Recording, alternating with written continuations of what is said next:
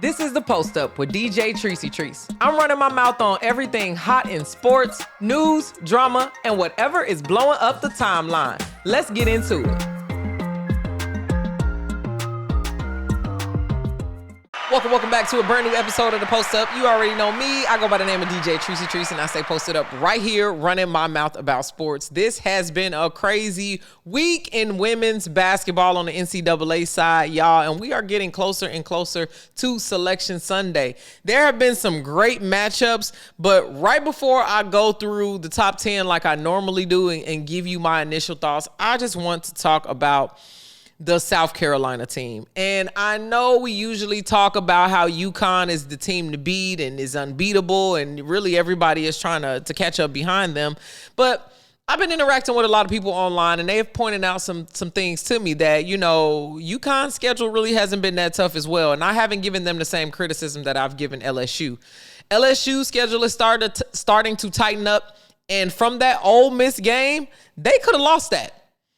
Down from the Grace Knox technical foul, down to Cody going crazy. If they didn't stop her in that fourth quarter and she went 0 for 18, I mean, not just she, the team went 0 for 18, they could have lost that game. There were points in that game that they were down. So for a team like Ole Miss to give them a run and to see how South Carolina a couple days later handled that same Ole Miss team, granted, they were tired. We knew that they were going to be a little bit gassed, but South Carolina just plays beautiful basketball. Raven Johnson is probably the best guard in the NCAA right now defensively. When I say the clamps, there was no way that Cody McMahon of Ole Miss could have scored at all, really, against Raven Johnson. She was deflecting. She was tipping. She had her, you know, in this point guard purgatory. And Cody was just changed into the point guard position by Coach Yo. So, you know, she's developing in that area, and Raven Johnson just outclassed her in that position. It was a masterclass of what a point guard looked like, acted like, and all those things on the South Carolina side. So I say all of that to say this. I'm starting to believe that South Carolina Gamecocks team can actually beat that UConn team. I'm skipping right over the Bruins, who are still ranked number 2, but I just want to put that out there. I just want to first give you that commentary. I've been watching a lot of basketball. As I told you, I would get more into actually watching the games. I've even watched some TCU games and everything. And boy, when I tell you, South Carolina plays some beautiful basketball. All right, y'all, let's jump right on into the top 10 like we normally do. Ranked number 1 is still that UConn team, undefeated, still playing some great basketball. Again, they are the team to beat. This is what the media is saying.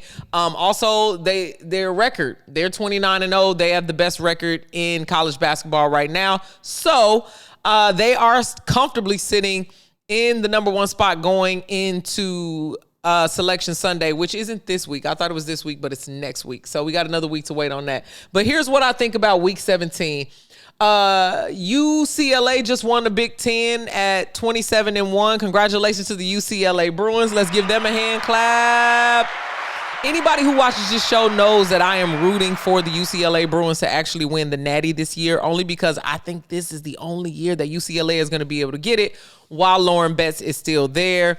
And they have Gabriela Jaquez, all the players that are just playing great basketball together. Nepis. So I'm rooting for the Bruins. Congratulations. SoCal getting some love in that top. And I don't want that coach to say nobody covering it. Okay? I'm covering it. We big fans of the Bruins over here. Big fans. Moving on. Number 3, South Carolina sitting at 27-2. They are in 3rd place. Texas is still 4. Now, I want to point out to you that these top 4 teams that are currently in the 4 have been my 4 the whole time. They have been my 4 since I started talking about it at the beginning of the season. Those were my 4. So I just want to make sure you know that I'm right there. Vanderbilt has slithered their way up. They are comfortably sitting at 5, and that reason that they are there is Mikayla Blakes. If Mikayla Blakes continues to show up in the tournament, we will see Vanderbilt go much farther than we thought they could go, because Mikayla Blakes is leading that team very, very well. The LSU Tigers are 24-4, have moved up 1 spot from 7 to 6. They got to clean up them turnovers. They got to clean up It's their turnovers, it's those free throws, and those easy missed twos. That's what LSU needs to work on, and I think they'll be good. Oklahoma, who did they just play? They just went up 4 spots. Let's see who they won. Oklahoma just played Tennessee. Boy, that Tennessee team is sliding, boy. Mud sliding back. And not that they had any chance of beating that Oklahoma team, because don't disrespect them. Put some respect on their name. Aaliyah Chavez. I mean, Reagan Beers doing her thing. I mean, in the paint, from the 3-point line, assists. It's just Aaliyah Chavez is averaging 4 assists per game. Reagan Beers is shooting 61%, y'all. But Aaliyah Chavez is also averaging 18.5 points in a game, while Reagan Beers is averaging 10 rebounds per game. That's huge. So in their last couple games, they beat Tennessee, Georgia, Alabama, Florida. They have Arkansas and Missouri next. Light work, they should win out. I'm excited to see where they are. They're ranked number 5 in the SEC, though, which is why I'm saying SEC basketball is top tier at this point. South Carolina is number 1 in the SEC. Then you got Texas, Vanderbilt, LSU, Oklahoma, then Ole Miss, Tennessee, Alabama, Georgia. Those teams are all playing good basketball and will probably be playing great basketball in the tournament. So excited to see more from the Sooners, but they went up 4 spots. That's huge. Now Michigan, yeah, I watched that Michigan game. They dropped 2 spots since we last spoke. They lost to Iowa on senior night, which was just crazy. They shouldn't have lost by that much. They won by that same deficit against Michigan State, though. So to have 2 13-ranked teams right there and you lose it that bad to an Iowa team is just insane. They've also lost to UCLA, they've lost to Vanderbilt, and they've lost to Washington and UConn. So they've lost to all the top teams. I'm not a believer in that Michigan team in the tournament. Everybody keeps saying they had UConn on the ropes, but they didn't win, and they lost to all the other bigger teams that were there too. So I'm just not a believer in that Michigan team. No shade to the Big Ten, of course, but I'm not a believer. So Michigan's number 8. Number 9 is Iowa. They are up 4 spots, playing way better basketball. Trying to get a little bit more out of their team. They're sitting at 22-5. Then the Louisville team is down 2 spots, but they still holding it down. That Louisville team, who that girl on that Louisville team? Ziegler's on there. Is it Tajiana Rogers? I always mess up that game. And Anaya Hardy, I already mess up that name.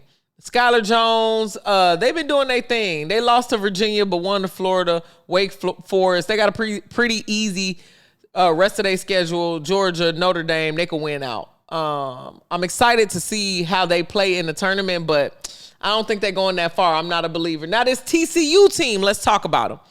TCU team, Olivia Miles and what's her, Suarez? Where's she at? Suarez, I don't. She's not on their top point scorers or anything roster right here on ESPN. But Olivia Miles and Suarez together, they be doing their thing. They be doing their big one. Olivia Miles is averaging 20 points per game, 6 assists per game, and shooting 49%. They won just recently against Iowa State. Audie Crooks and Iowa State. They also beat Baylor.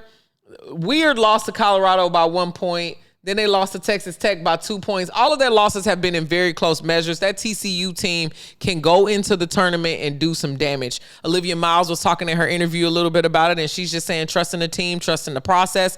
We'll see how it shakes out. But her offense alone has really, really been helping the Horned Frogs to keep trucking up. I mean, how many spots are they up? They up 1 spot, so they are just out of the top 10 at number 11. Number 12 is Duke. They had a little bit of a fall from grace. They had some losses early in the season that they recovered to, but then they lost to Clemson on that game winner, which was crazy. They got Florida State and North Carolina next. They should clear that Florida State game. That North Carolina game might be a little bit harder for them, but they just did beat the Tar Heels 72-68. But, second time around, closer to the tournament, teams seem to take that personally. After Duke, we got Ohio State. They're down 3 spots. Maryland, number 14, holding the same spot. Michigan State climbing up closer, but they are still number 15. Number 16 is Kentucky. Then we got West Virginia, Baylor, Ole Miss all the way down at number 19. with 21-8 now. It probably won't get any better for Ole Miss because they got injuries. And once Cody gets shut down, I'm not sure. Texas Tech is number 20 and number 21 is that North Carolina team. Y'all, thank you so much for tuning in to this episode. If you are an Unrivaled fan, we have been getting lit in these watch parties. If you are following me on YouTube or Twitch is also another thing that I've been streaming. I've been streaming while the games have been going on, and we've been talking and running our mouths, and it's been sometimes 400 or 500 of us deep. It's lit. If you want to talk ball and sports commentary, come watch some of those games. I'll be doing the same thing for March Madness. If you want to follow me on Twitch and on YouTube early, make sure you do that. For those of y'all who are listening in audio, at DJ Tricey Trees on all platforms. That's at DJ TRICEY. Now, I'm going to give you a little bit of a disclaimer. When you come into my live streams, come in, sit down. There are ads. But, you know, I got this new studio. It's got to pay. It's got to get paid for. How we going to pay for it? We're going to pay for it in ads. We're going to pay for it in subscriptions. So thank y'all for y'all support and staying tuning in. And until next episode, which is going to be right before Selection Sunday for those of y'all that's only tapping into the NCAA episodes. I'm going to post another Unrivaled episode, of course. But either way, until next episode, I will be posted up right here, running my mouth about sports. I'll see you on the next one. All right, that's a wrap on the post up. I ran my mouth, said what I said, and now it's your turn. Drop a comment, share it, and come back tomorrow, because I'm not done talking. And make sure you follow me on social media at DJ Tricey Trees. That's at DJ TRICEY TRICE. I'll be posted up here, y'all.